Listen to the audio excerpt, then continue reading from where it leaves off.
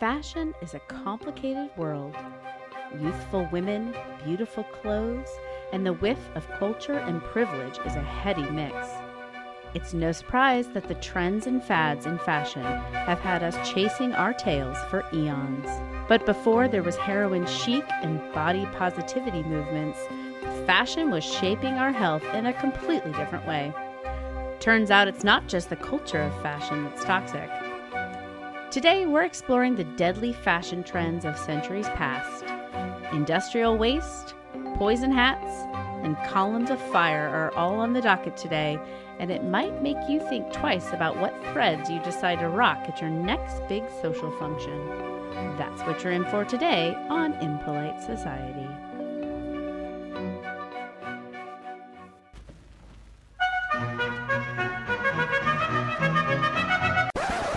I just detest rude, unladylike young ladies.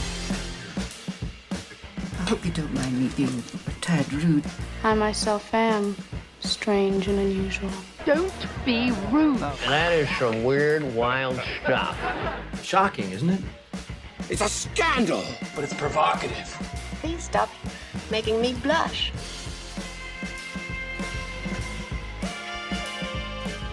Welcome to Impolite Society. I am Laura. And I'm Rachel. Question, Rachel, did you see Zendaya's dress at the Dune 2 premiere?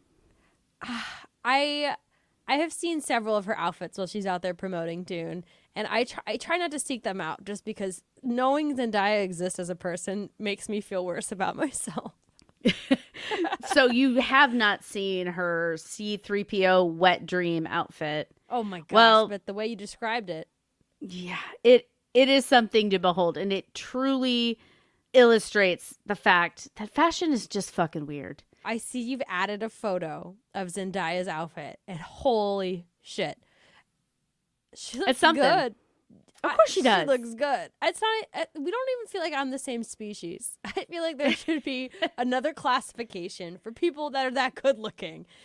Just like tall, so thin. Her outfit, for those of you who haven't seen it, it does look kind of like C-3PO if he had a lot of strategically placed cutouts and like a super thin, tall, lanky, beautiful body and just little tiny straps covering where C-3PO's nipples would be.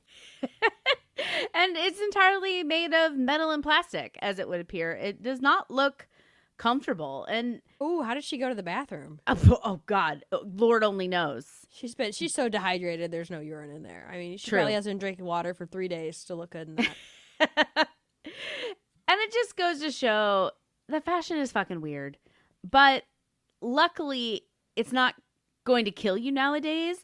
I mean, who knows what kind of cancer causing shit is in our clothes, but it won't immediately kill you, at least not anymore. That was not always the case. And Rachel and I know a thing or two about historical fashion. It isn't just drop dead gorgeous. I believe we both follow one specific historical clothing dress TikTok, but I follow a bunch, to be fair. Do you know there's some people out there who wear historical dress every day? They just their day-to-day life. Yes. Oh my God. And I love watching them on TikTok and learning about them getting dressed and how they made their little costumes and their little outfits and what era it is. And it's just so fascinating. I've learned so much about what these people wore, the layers and layers of petticoats and the kind of the breeches, are that what they call it? The bloomers that have the open crotch. Breeches, yeah. Totally explained every fucking period romance piece where they're like pushing their lover up against the wall and then just like lifting their skirt and then mounting them. I was like, what is happening? But that's just because it was all just open, right? Because you had to go to the bathroom, unlike Zendaya. So you needed that access. And you know, so I'm thinking all those things and like big dresses and another thing I learned on TikTok that women used to have these big, wonderful pockets that they tied around their waist that were under their skirts. That they could just I hold have seen those. all their stuff in. Bring them back. I guess they're like purses. They're the fanny packs, right? Oh, sorry, belt bags. The belt bags Hip that packs, we wear. that's another way to say it. Hip packs, that's another one. I wear it like crossbody because I think that's what the youths do. Nobody does. I just don't want to wear anything around my waist. Truth. But when I think of historical dress, I also think of tight corsets, which, might make you die, right? If you can't breathe. Oh, that's a whole nother episode. But it's not all just corsets and beautiful, intricate seam work, because I love looking at that shit on the TikToks. It could be deadly. And I mean a lot deadly, not just corset make you can't breathe. We know corset old time breathe you. We all know that old-timey people did a lot of crazy shit. We know to be incredibly dangerous now. But clothing and fashion wasn't one of the things that I would have thought to be likely to kick your bucket. Luckily, we've all grown as a species, and we're not nearly so vain where we do things to our bodies to alter our appearances that may or may not be harmful to us in the future. Our vanity has subsided, and we always do the thing that's healthy and rational. Glug, glug, glug, glug, glug. Are you judging me for my Modelo? No, my light beer. I am not, because I'm like on my fourth cocktail. I don't do this to look cute. I do it because I have to. I do this because I have 2 under 2. All right. First up on the crazy shit that could kill you back in the days, or at least make you pretty uncomfortable. That's Aniline Dyes. So pre-1800s, clothes were drab. Nothing was really popping, bringing out the colors of your eyes. Scarlett O'Hara and her green curtain dress, Gone with the Wind. It was at least 60 years away in this time, and most of the clothes are some shade of white, blue, rust, black. Few snazzy colors in there, the real bright ones, but goddamn, they were pricey. Purple was the color of royalty for a reason. Only they could afford it, truly. It wasn't until the discovery of synthetic dyes did the vibrant colors of nature, of flowers in bloom, I don't know, what else is colorful? I mostly just think flowers. Berries. Berries. That's what I imagine. Everything that was pre-industrialization was just ground up berries making the clothes. You're not wrong. A version of that is exactly how they did it. But these vibrant dyes put those colors into the hands of regular folks. And now, I am not a chemist, so I cannot describe to you exactly how this happened. But I can tell you that in 1856, William Henry Perkin made up some shit that was about to change fashion and the whole friggin' global economy. He was a chemist, and he spent his Easter vacation that year playing around with coal tar, as one does. Yes. The many traditions of the spring festival of the solar equinox, right? You have, of course, Easter Mass, egg hunts, and coal tar. Coal tar. Coal tar. I don't know. It kind of sounds like a villain from an animated robot series. I am coal tar. Coal tar. I come to end your world. Well, okay, it does. But what is coal tar outside of a robot villain? It honestly sounds like some stuff I found in my son's diaper when he was first born. Okay, I'm not a chemist. Stop asking me hard questions. What is coal tar? I think it was an industrial waste product that came from burning coal. I'm not 100% sure. I'm sure there's some chemical involved in there somewhere that I don't know about. I don't want to give bad info, so let's just say this was an industrial byproduct of burning coal. We need to get a chemist on retainer here to weigh in. We need to get these. a lot of things on retainer around here.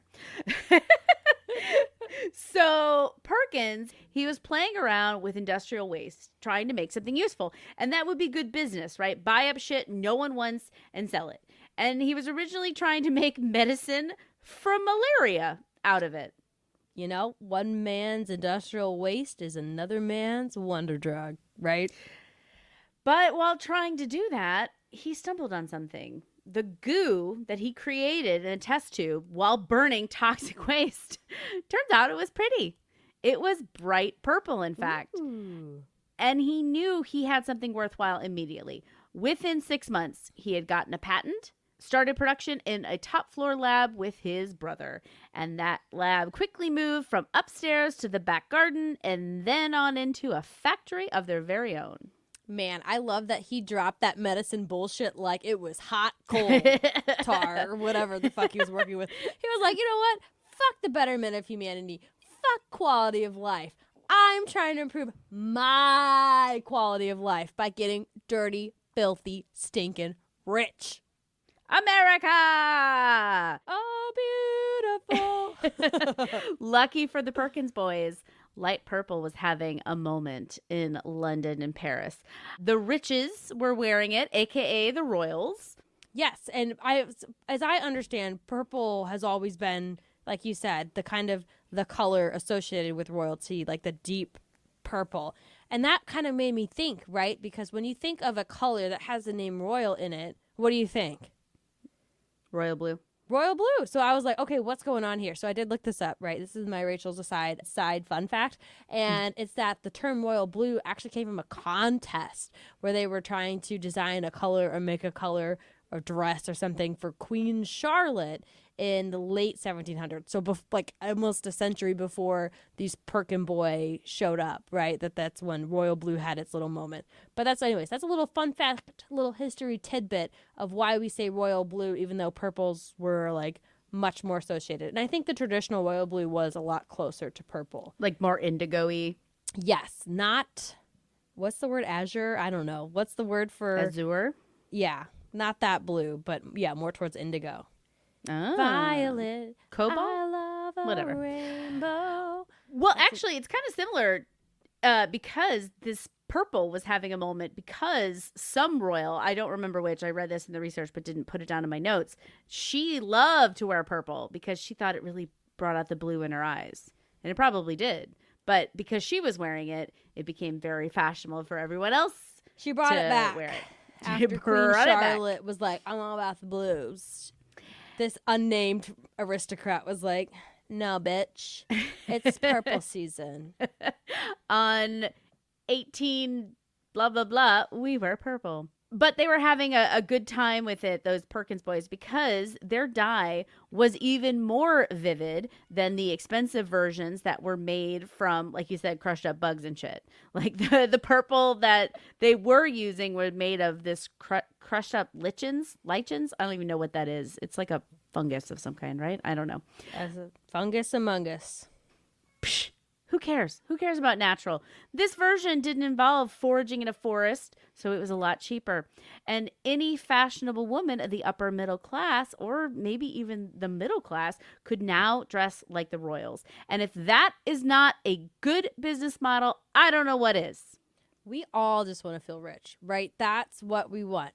The crux of humanity is we want to feel like we're rich and we're elite. And if not, if that's not the case, we want to at least trick other people into thinking we are. And we will fucking ruin ourselves and our long-term success to create that illusion. Oh, and our health. Because these chemists, more of them got into the mix. They discovered they could make even more colors from aniline. There was a Swiss company that started pumping out their own versions in even more colors. Patent schmatten, whatever, Perkins, and capitalism takes off like a shot worldwide. Not only were they making clothing dyes, they were making paints, sweeteners, inks, soap, and the first plastics, all from this coal tar derived dye. And they were doing that for the colors, right? Right. Correct. Obviously, when it say paints and plastics. First, when I read it, I was like, sweeteners, soaps? I thought it was like for the aroma or like the flavor or, I don't know, the health properties, since that's what he was looking for originally anyway. Nope, just for the colors because it looks pretty. Some And we're purple like, soap. Is that where "Ooh." we got those decorative soap bars that people used to put in their guest bathrooms that you couldn't actually use? Honestly, probably. But as you can probably suss out by the title of this episode, aniline is toxic. And it, no matter if you ingest it, inhale it, or touch it, it is just not good. It damages the hemoglobin in your blood, causes liver and kidney damage, messes up your airways, all the different kinds of things. And of course, it causes cancers. But the good news, it was very dosage dependent. So wearing clothing dyed with aniline dyes didn't cause an acute kind of sickness, only some really nasty sores, because it would rub up on your skin and damage your skin cells. There wasn't enough for the aniline to off gas and get into your lungs or get too much into your bloodstream through your skin. It was really just surface level. And these sores were really prominent in socks and stockings. So when it's rubbing directly onto your skin. So as you mentioned in the historical dresses were worn over these heavy layers of corsets, and Thank God for petticoats. so there wasn't a lot of direct skin-to-skin contact. But you put those snazzy colors on your feet, and you were likely to get those mauve measles. That was a term that was coined in 1859 that gave you a pretty nasty case of the bumpies on your feetsies. Man, and here I am. I can't even wear anything with a waistband after a meal. You are not willing to sacrifice. Yeah, they were suffering for for their aesthetics. They were suffering for their aesthetics. They needed those bright purple socks. Yeah, I can't imagine being like, oh man, this thing is really fucking up my feet. Oh well. Well, they probably didn't even know what was causing it. They were just like, man, I must not be praying hard enough. I think that they did know, and they were just willing to suffer. So over time, the chemists, they got better with the synthetic dye process. It got less and less toxic. When you're wearing them, at least, I wouldn't go around licking this stuff. That's too bad for the foot fetishist. Sorry, guys. And even today, your jeans are probably dyed with a version of aniline dye. You know when you get some jeans or really kind of any clothes that are like cheap, you know? They have the chemical smell, right? Oh, yeah. Those are your synthetic dyes. And it's not even just clothes, right? It's household products because oh, yeah. One time my dog peed on a wicker basket, and I put the wicker basket into our bathtub to kind of like rinse it out, and it stained our bathtub purple. So it's probably not, they made it to look like wicker, right? But it's probably just plastic or something that's covered with coats and coats and coats of this kind of And the dye. urine probably disintegrated a lot of the water of it sitting in the water. I think it's probably a combo.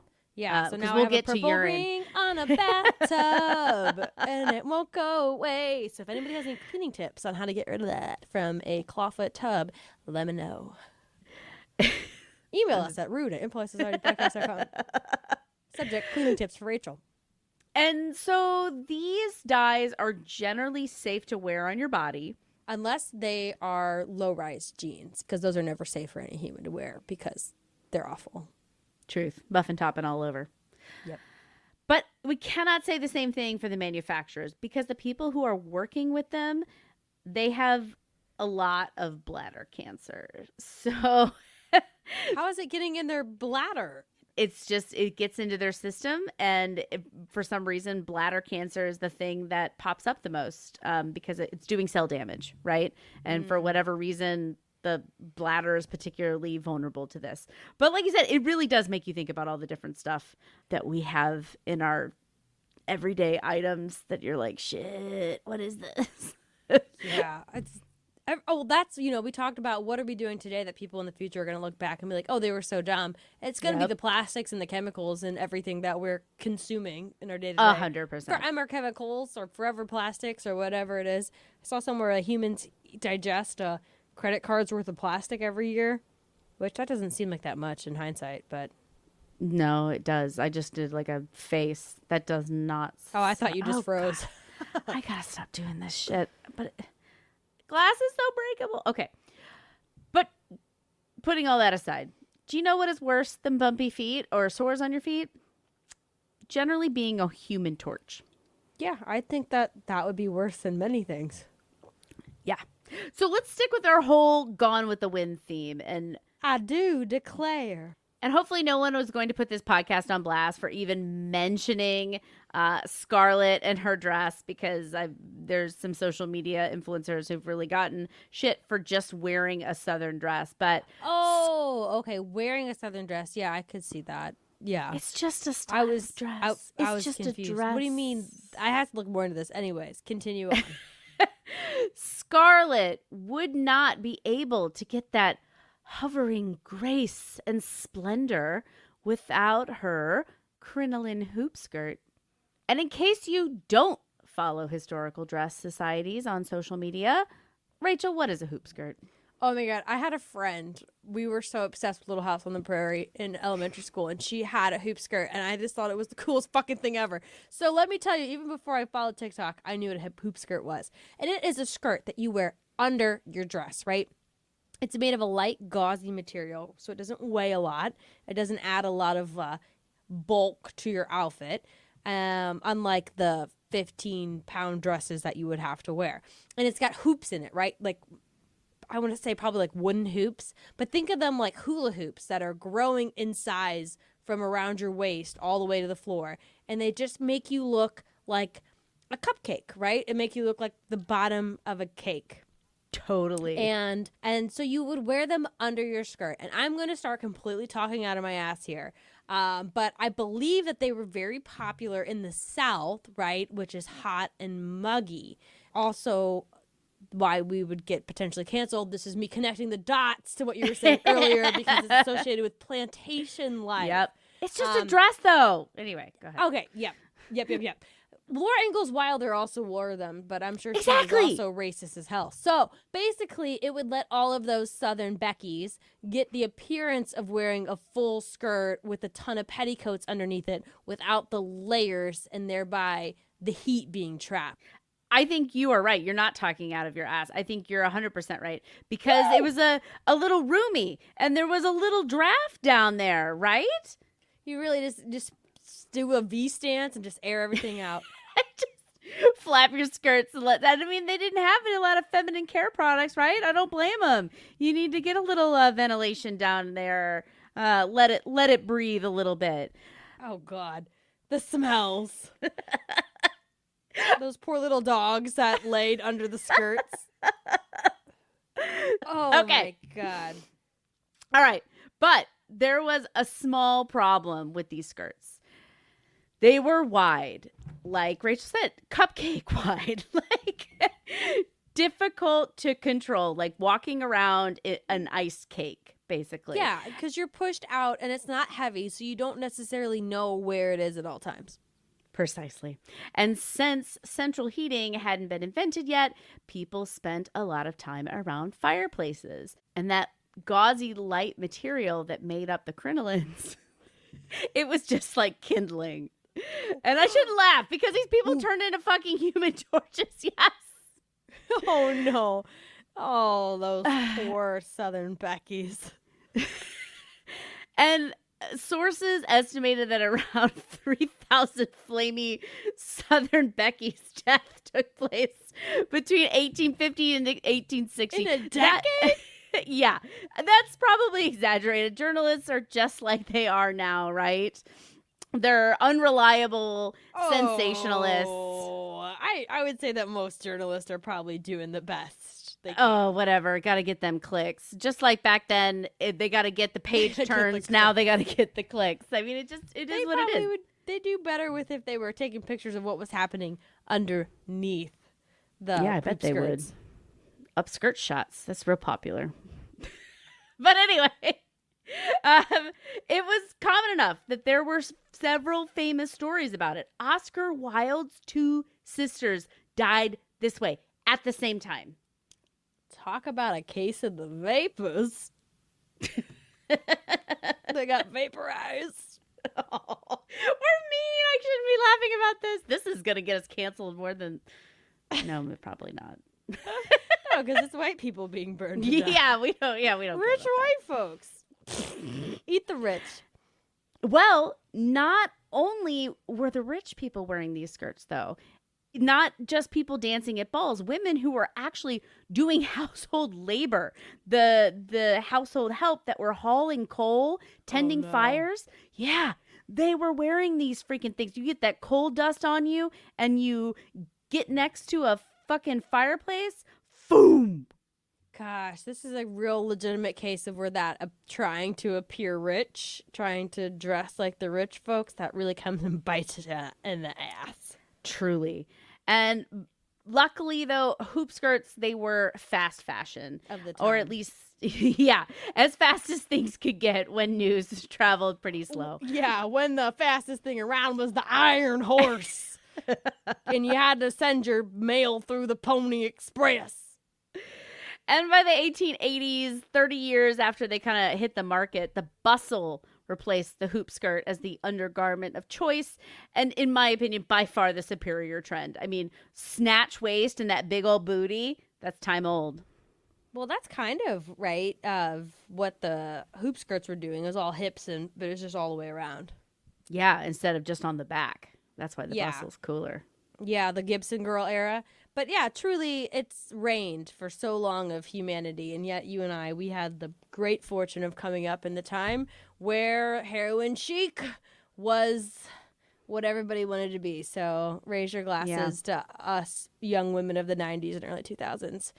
We made ain't it the through. fortunate sons. No, we made it through mostly undamaged. No, mostly damaged. Yeah, mostly damaged, yeah. Those fucking low-rise jeans.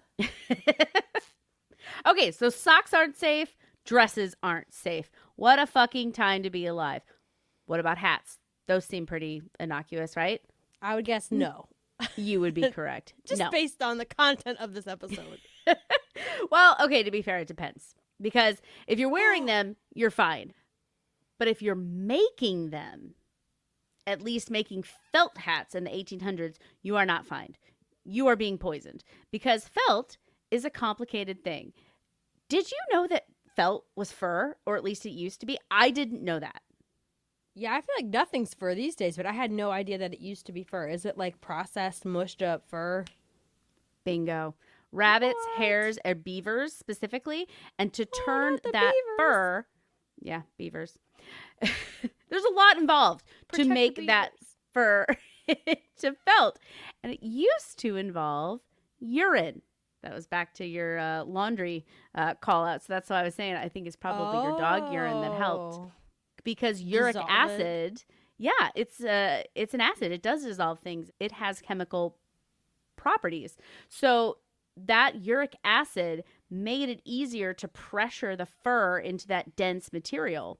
Manufacturers have been using urine for decades to make felt. No, now that's the job I want. I want the person who's pissing in the felt bucket so that, like, I want to get paid for that. Like, how do you acquire the urine? Where does the urine come from? I'm going to have to assume that it was animal urine, but let me tell you a little bit about that urine From here how? in a From second. where? Okay, I assume they got it from whatever animals were around, but maybe some other sources. I'll get to that in a second. But somehow they got turned on to using mercury instead of urine to do this processing.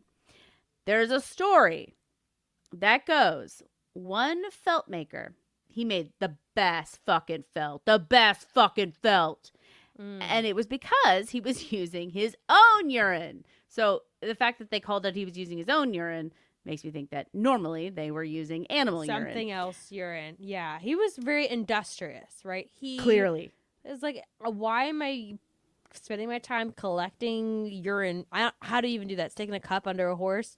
No. I think, I don't think cows and horses really give a shit where they pee. So you just stick a bucket underneath there. Yeah. Oh, yeah. Yeah.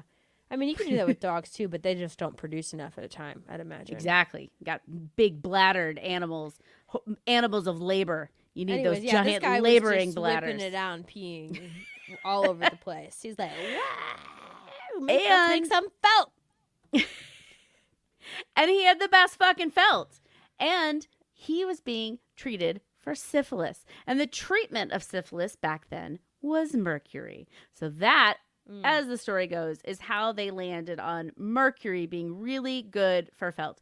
And I mean, I don't know about you, that sounds like a lot of bullshit, but you don't know with these things that are, 200 years old. Truth can be stranger than fiction. It could be made up or it could be real. Nobody fucking knows. Yeah, let's treat a deadly disease with a deadly toxin. That's really cutting off your nose to spite your face. But it did something. That's the thing, though, right? I believe it did yeah. help at some point because they didn't have anything better. So yeah, the people did use it. But yeah, did it also kill you? Yeah, but so does syphilis. So it's kind of like, Pick choose your to poison. die slow. Yeah, pick your poison. Die fast or have your nose fall off. Yeah, I'd exactly. rather die of mercury poison than live without a nose. Truly.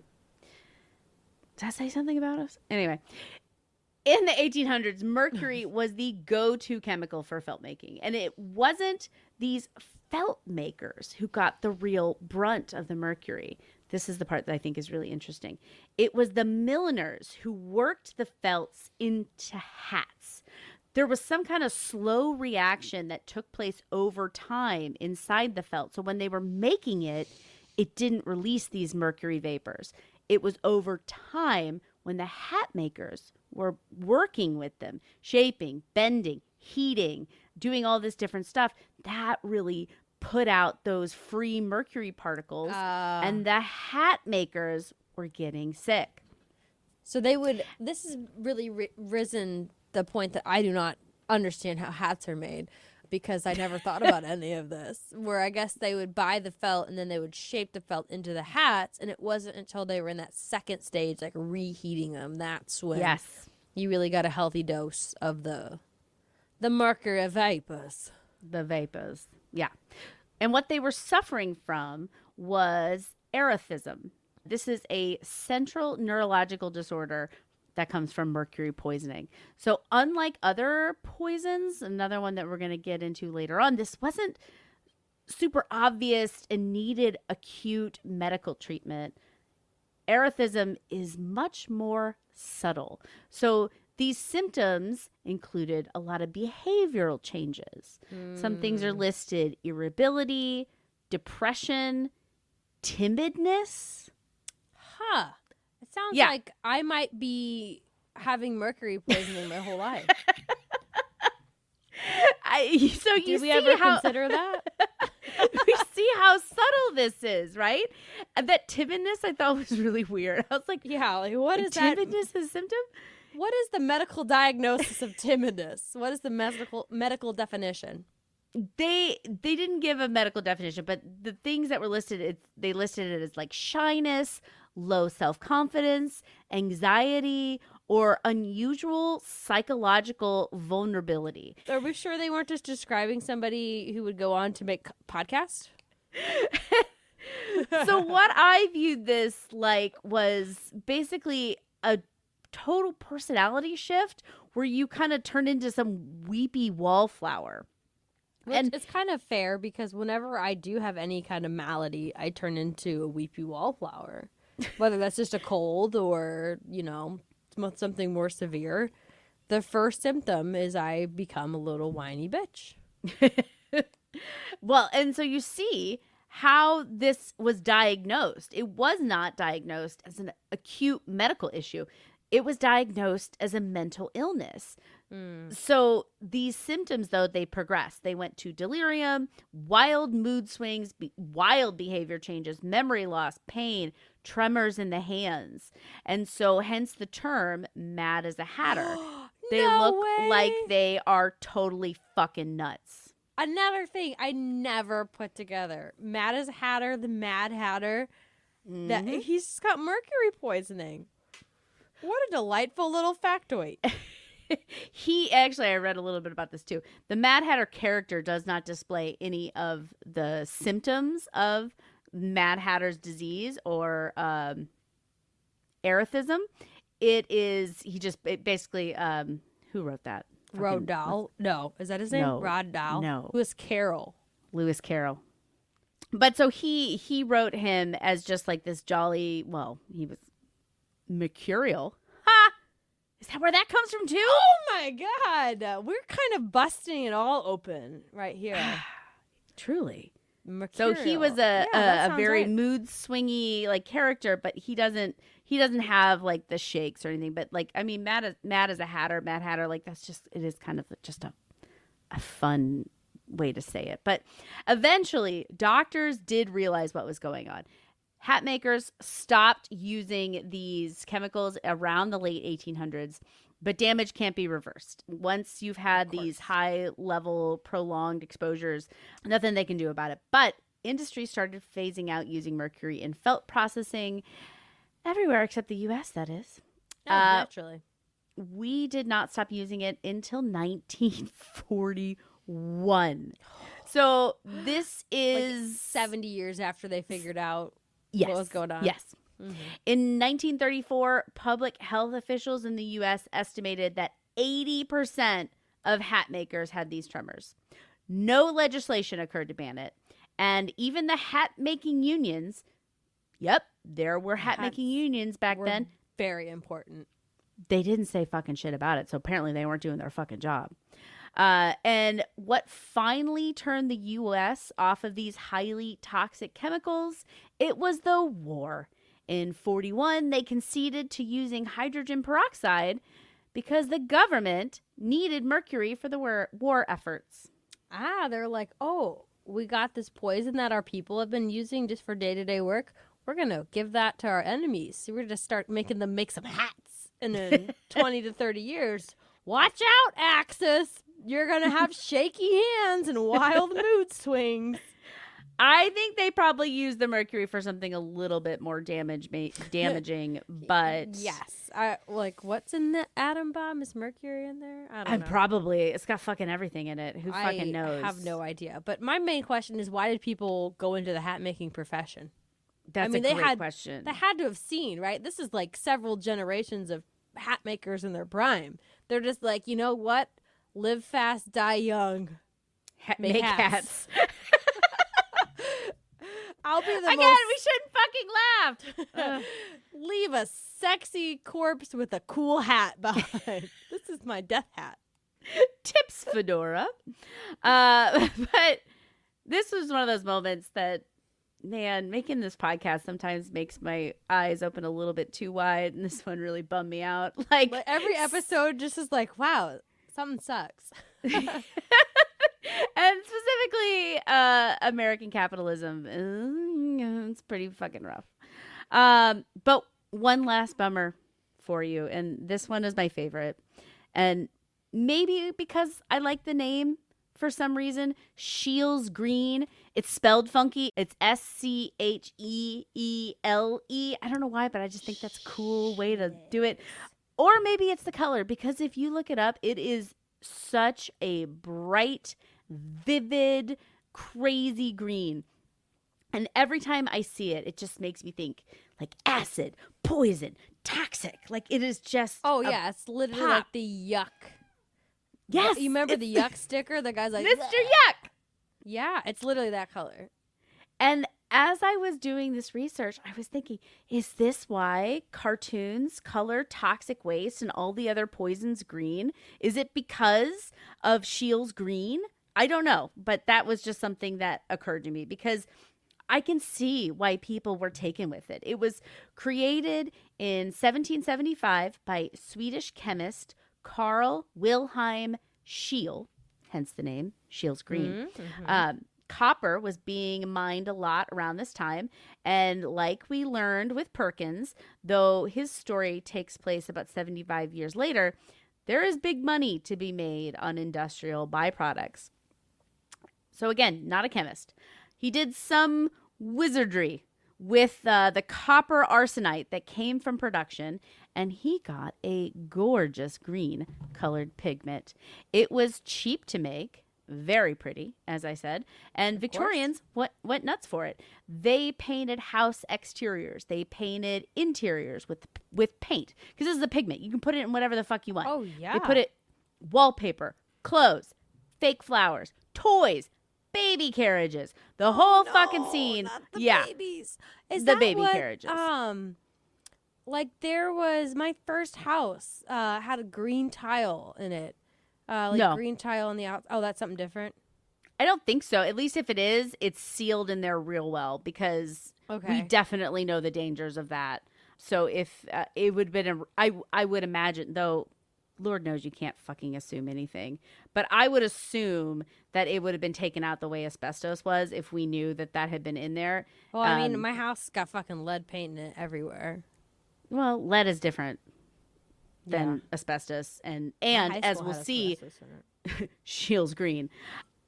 This article I read had a really interesting take on why it was so popular in this time period about, the industrial landscape would popped up. It's really drab and fucking smoke and smog and bumming people out. And they wanted some of this nature back in their lives. It was a good read. I recommend that you take a look at it. I'll link it down there in the show notes. It's from the Paris Review. But if you're paying attention to root words, copper arsenite might raise a red flag because arsenite it contains arsenic, like a lot of it. And even people in the 1800s knew that arsenic was poison. It was the drug of choice for women killing their husbands back in the day. It was very hard to smell or taste. Symptoms were very similar to cholera, other diseases that ran rampant at this time of the world.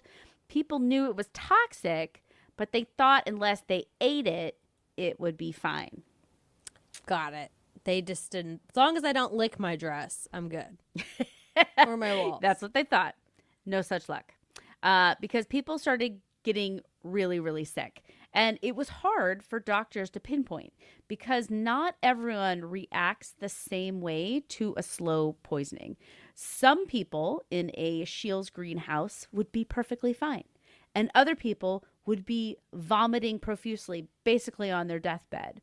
Not only was it dosage and exposure dependent, it also depended on the person. Some people could tolerate a lot of this arsenic in their system without any symptoms, but then others very quickly would get sick and have to call the doctor. People would come in and then the doctor would be like, two of my patients have the same green wallpaper. And wallpaper in particular was very deadly, more so than the paint because it flaked more. It had, more rustling to put it up. Once it was up, you could scratch it, and it would just come free a lot quicker. There's even a theory that Napoleon died actually from arsenic poisoning because he had wallpaper in his, little "we Study? banish you" room, his bedroom, that included Scheele's green. Oh, okay. And when they autopsied him, he had a bunch of arsenic in his body, like modern day autopsying. Autopsying? Is that how you say that? Autopsin. That's how I say it. I don't know if it's right, but that's how Rachel of Impolite Society says it. Autopsin. Symptoms of arsenic poisoning can include severe abdominal cramps, vomiting, diarrhea, heart arrhythmia, pain and weakness, and pins and needles in your extremities, and all around organ failure, so death. And then, of course, the old standby cancer. Yeah, if you lived long enough to develop it. Right, if you made it through all the other symptoms. Precisely. If you were one of those people who did not succumb to those immediate symptoms from the acute poisoning, you probably have it in your body and it's likely going to cause cancer. Lovely. A color worth dying for. And a particularly sad story is the death of Matilda Schrewer. She was a flower maker in London. Fake flowers were all the rage at this time. See above. That kind of theory about Victorians needing some nature in their lives. Many women and girls worked in factories painting flower stems green. Oh, no. Matilda was only 19, and in 1861, in her final days, she vomited green fluid. The whites of her eyes turned green, and she told the doctors that everything she saw was green. What a way to go. I know. And her final hours were full of intermittent seizures. And when she finally died, reports said her face was fixed in an expression of pain. Rather than, you pass away and like your face slackens, like hers was like frozen. And again, take reporters with a grain of salt, especially back then. But her autopsy later showed that arsenic was in her stomach, liver, and lungs in very high levels. All signs of long-term high doses of arsenic. So, Man, this is like looking in a mirror because I so would have died for this shit too because I Googled it and I'm like, these dresses are gorgeous. Like, this I is the know. color I would love to wear. So I would have obviously, I mean, realistically, I probably would have been in the factory painting flowers as opposed to wearing the really fancy, pretty dresses. But, you know, I would have fallen right into this trap. take a look at the wallpapers. They're also very, very beautiful. Ooh. I will. So after reports of Matilda's death reached the newspapers, and that happened with the help of some of the activist upper class women. These are women who ran in the same circles as these green dress wearing socialites who were wearing these fake flower crowns that were so popular. So we can't eat all the rich because there were some people who were doing the good work. They got this out. They had a campaign against it. After this reached, everyone's news desk, basically, the fad had faded fast. But from its invention from 1775 to 1861, it was very, very, very popular. So some European countries banned it in the 1830s and 40s. So we were up on it, but it wasn't until Matilda's death that did it really fall out of fashion and just get dropped. She really was the martyr for the cause. And it just goes to show one person can make a difference. All you have to do is die horribly. And have your story told in a very public way. Yeah. So much so that you're mentioned on a podcast 100 plus years later. Yeah. And it also makes you think of like all the European countries that have banned a lot of stuff that we have not banned here in America. Yeah. Microplastics again. Coming back up. Why does the European version of this food have like 5 ingredients and the American version has 27? Yeah. They're not looking out for you, folks. They are not looking out for you. It really made me, all this research made me pretty paranoid about the things that we consume and all the different things. But yet we hate on that woman who's making the Fruit Loops for her kids from scratch. You ever seen her? Yes, I have seen that bitch. With her weird ass smile. It's her weird ass smile and what she wears and like the way she never smiles and the way she's posed herself against the cameras. Like, it's the fucking weirdest shit in the world. Oh, she knows what she's doing. I will not apologize for hating her because I will hate her for forever. We're rotting our bodies out with these chemicals and we're rotting our brains out with the social media. Pick your poison. Or just do both. C'est la vie, Live fast, die young, leave a corpse with a cool hat. I just cheersed myself. Doesn't sound right when the one glass is on the ground. There you go. There you go. But really, more likely, we're just going to keep doing what we're doing and die horribly of cancer in a nursing home in a slow, painful, very expensive death. I'm rooting for dementia because I want to really relive my childhood. Well, on that note, leaving y'all on a high up note. Enjoy your fun fashion. Don't think about toxicity. Don't think about the Chinese slaves. Just go to Temu and Scheele. Do your thing. Work it, girl. Buy those fashions. Buy those fashions. Laura, where'd you get the clothes you're wearing right now? China, just like everything fucking else. I'm not pointing fingers. I'm pointing them right back at me. Guess where I got all the clothes I'm literally wearing right now. I didn't plan this. No, I got them from the Goodwill because less waste or something, aka I'm cheap. Yeah. So now that you're feeling warm and fuzzy, be sure to tell a friend about this podcast so they can also feel great about themselves and their fashion choices. Just kidding. We're not shaming you. We're here with you. Live fast, die young, leave a corpse with a cool hat. And but reality is, please share the podcast with somebody that you care about because we are a completely grassroots podcast. We live off recommendations, and that's how we grow. So if you like today's episode, please tell somebody in your life about it. And if you don't have anybody to tell about it, then leave us a 5-star review or rating on your platform of choice because that helps other people find the show. And don't forget, send your cleaning tips on Rachel's bathtub to rude@impolitesocietypodcast.com. Let us know you're listening. Let us know that you care. Precisely. We care about you so much that We will share our cleaning tips with you. If you want cleaning tips, email us at rude@impolitesocietypodcast.com, and I will say, I don't know, vinegar.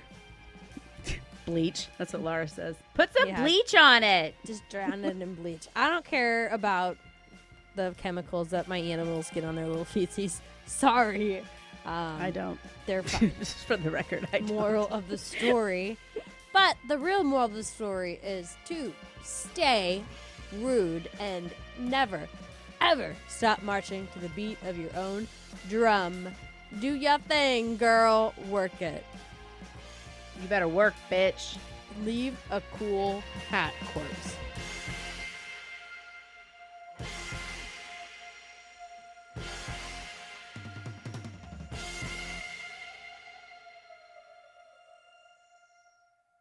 Crinolines, Crinolines. which made up the crinolines. Crinolines. Fucking hell, I can't fucking say it. Crinolines. Yeah.